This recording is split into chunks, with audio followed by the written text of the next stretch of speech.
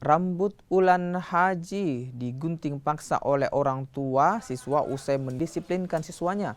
Akibat ulah orang tua siswa ini, rambut sang guru terpotong di bagian atas hingga kulit kepalanya terlihat.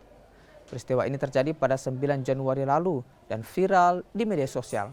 Pihak Dinas Pendidikan Kabupaten Boalemo menyebut tindakan yang dilakukan guru hanya untuk merapikan karena rambut siswa dinilai sudah panjang. Sementara orang tua siswa tak terima rambut anaknya digunting. Tindakan ini telah dimediasi oleh Dinas Pendidikan setempat dan kedua belah pihak sudah saling memaafkan.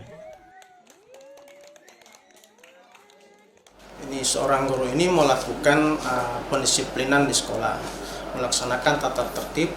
Salah satunya adalah merapikan rambut daripada anak-anak didik atau siswa. Nah, guru yang bersangkutan kan sudah merapikan rambut. Ketika dia menyampaikan ke orang tuanya digunting, maka orang tua langsung datang ke sekolah. Ketika beliau emosi, dia juga melakukan pengguntingan rambut daripada guru yang bersangkutan.